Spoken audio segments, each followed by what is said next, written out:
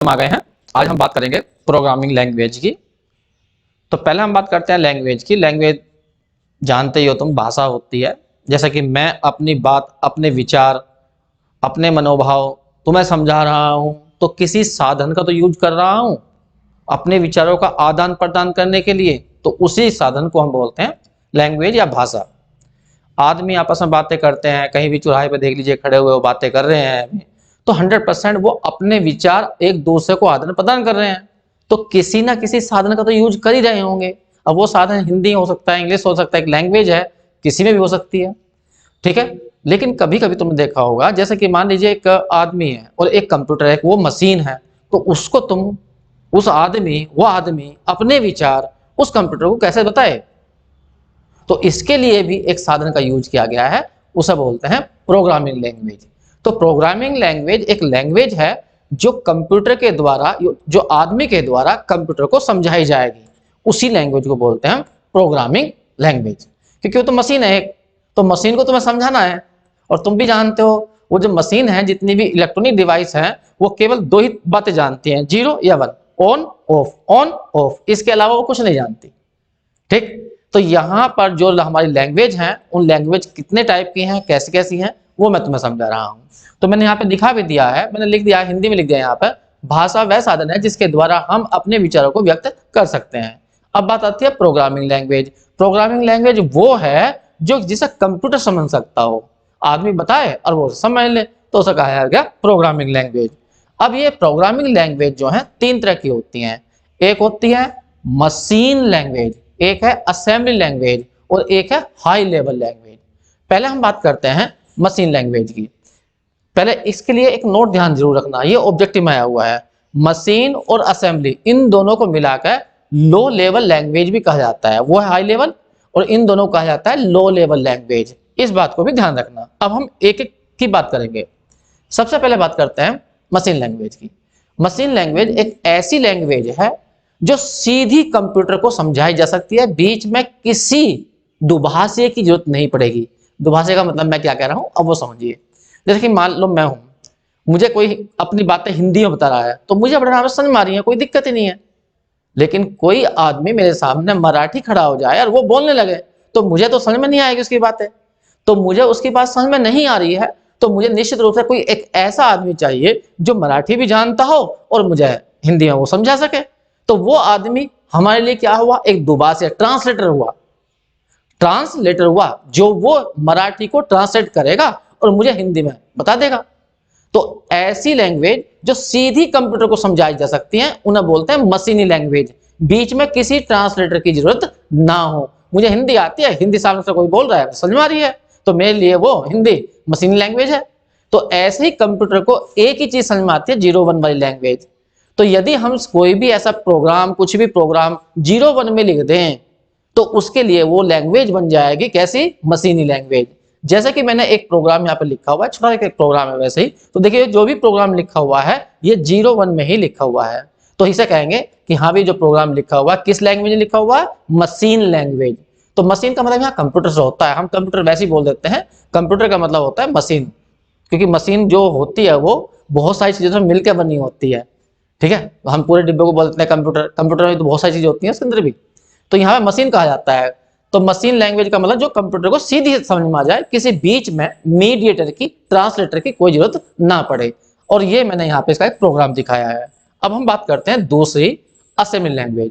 ये एक ऐसी लैंग्वेज है जो लेटर्स में, सिंबल्स में लिखी जाती है, लेटर और सिंबल में। लेकिन दिक्कत कभी क्या होती है, इसे लिखना तो आसान होता है, लेकिन कंप्यूटर समझे ही नहीं इसको। क्यों नहीं समझेगा, क्योंकि कंप्यूटर तो 0-1 को समझता है, मशीन लैंग्वेज को समझता है, और ये होगी तुम्हारी लेटर्स में और सिंबल्स में। तो फिर इसको बाइनरी में चेंज करने के लिए, मशीनी में चेंज करने के लिए एक बीच में दुभाषी की जरूरत पड़ेगी, जिसे बोलते हैं हम यहाँ पर असेंबलर। तो असेंबलर एक सॉफ्टवेयर होता है जो असेंबली लैंग्वेज को किस में चेंज कर देगा, मशीनी लैंग्वेज में। ये 0-1 में कह दीजिए, बाइनरी लैंग्वेज में चेंज कर देगा। मशीन लैंग्वेज को बाइनरी लैंग्वेज भी बोलते हैं क्योंकि 0-1 में लिखी हुई होती है। तो ये जो ट्रांसलेटर है, जो बीच में लिखा हुआ है असेंबलर, इसे तुम्हें याद रखना, ये ऑब्जेक्टिव में आया हुआ है कि असेंबलर क्या होता है, जो असेंबली लैंग्वेज को मशीनी लैंग्वेज में ट्रांसलेट कर दे, तो उसे बोला जाता है असेंबलर। इसी तरह से थर्ड हमारी लैंग्वेज है हाई लेवल लैंग्वेज, क्योंकि लो लेवल जो लैंग्वेज थी जो अभी हम बता रहे थे, लो लेवल लैंग्वेज का मतलब है मशीनी लैंग्वेज और असेंबली लैंग्वेज। इनको लिखना बड़ा मुश्किल काम होता है, 0-1 में सारा प्रोग्राम लिख देना बड़ा मुश्किल काम है, सारी बातें 0-1 में समझा देना सामने वाले को, बड़ा मुश्किल काम, ठीक है। ऐसे ही यहाँ पे लेटर्स में समझा देना, असेंबली लैंग्वेज का यूज करना वो बहुत मुश्किल काम है। तो फिर इन्हें दिक्कत आने लगी कंप्यूटर प्रोग्रामर वालों को, जब प्रोग्राम बनाते थे कंप्यूटर के अंदर तो उन्हें बड़ी दिक्कत आती थी प्रोग्राम लिखने में। 0-1 में लिखते जा रहे हैं, कहीं पे 1-2 जीरो इधर आगे पीछे हो गई तो सारा प्रोग्राम का मीनिंग ही बदल जाएगा।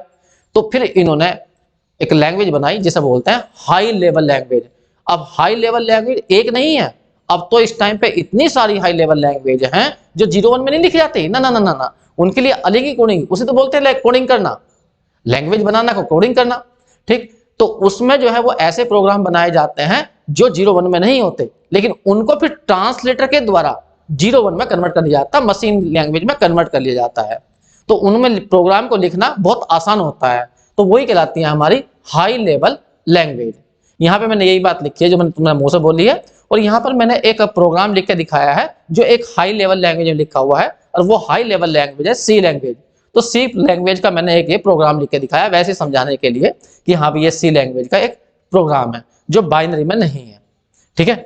अब बात उठती है यहाँ पर जो हाई लेवल लैंग्वेज है ये बहुत सारी हैं, तो फिर अब यहाँ पर इन सारी लैंग्वेजों को मिलाकर जनरेशन में बांट दिया गया। एक first generation, second generation, third generation, fourth generation, जैसे जैसे इनमें विकास होता गया वैसे वैसे जनरेशन में ना बांटते चले गए। तो जो हमारी फर्स्ट जनरेशन है, फर्स्ट जनरेशन को 1GL भी बोलते हैं, 1GL, सेकंड जनरेशन को 2GL, थर्ड को 3GL, फोर्थ को 4GL। यहाँ पे लिखा है ना फर्स्ट जनरेशन, तो फर्स्ट जनरेशन में जो लैंग्वेज डाली गई है वो सबसे पहली लैंग्वेज है मशीन लैंग्वेज, तो मशीन लैंग्वेज को फर्स्ट जनरेशन में कैटेगराइज कर दिया इन्होंने। इसी तरह से सेकंड जनरेशन में डाला इन्होंने असेंबली लैंग्वेज, और थर्ड जनरेशन में आई है high level language. High level language में भी मैंने कुछ एग्जांपल लिखे हैं, ये तुम्हें याद रखने हैं, सी, C++, सी कार्प, जावा, बेसिक, पास्कल, फोर्टन, एलोग, और यहाँ पे है कोबोल। तो ये सारी हाई लेवल लैंग्वेज है। फिर में और विकास होता गया तो फिर उसके बाद बना दी इन्होंने फोर्थ जनरेशन, इसे कहा गया very high level language. High level language में ही और इंप्रूवमेंट हो गया तो इन्हें कहा गया वेरी हाई लैंग्वेज। और इसके अंदर एग्जांपल है ये SQL, CSS और है कोल्ड फ्यूजन। और एक फिर उसके बाद में इन्होंने बनाई फिफ्थ जनरेशन। फिफ्थ जनरेशन में आ गया आर्टिफिशियल इंटेलिजेंस लैंग्वेज, जो तुमने आजकल देखा होगा मोबाइलों में यूज होती हैं, तो इनका यूज होने लगा। और इनमें जो सबसे इंपॉर्टेंट है ये है प्रोलॉग। प्रोलॉग बहुत इंपॉर्टेंट है, इसका कई बार क्वेश्चन आ चुका है कि प्रोलॉग कौन सी लैंग्वेज है, तो ये फिफ्थ जनरेशन की लैंग्वेज है और हाई लेवल लैंग्वेज में आती है, इसे आर्टिफिशियल इंटेलिजेंस लैंग्वेज भी कहा जाता है, ठीक है। तो ये मैंने कुछ तुम्हें लैंग्वेज के बारे में थोड़ा थोड़ा इनके बारे में बताया है, जितना हमारे सिलेबस में है मैं उतना ही बता रहा हूं, ठीक। अब इनकी अलग अलग बात करो कि सी लैंग्वेज क्या है, तो सी लैंग्वेज छोटी मोटी बात थोड़ी है, सी लैंग्वेज तो पूरे पूरे कोर्स, साले कोर्स चलते हैं। तो हमें तो केवल अपने ऑब्जेक्टिव के हिसाब से ही यहाँ बात करनी है और ज्यादा इतनी गहराई में नहीं जाना है, ठीक है। वरना फिर उसके लिए कोर्स करना पड़ेगा तुम्हें 3 साल का 4 साल का सी लैंग्वेज सीखने के लिए, वो तो प्रोग्रामिंग करना, कोडिंग करना हो गया, वो अलग बात हो जाती है, ठीक है बच्चों। तो आज हम बस इस वीडियो में ये लैंग्वेज का टॉपिक था मेरे लिए जो है, अगली फिर वीडियो में कुछ और बताएंगे, ठीक है बच्चों। Thank you.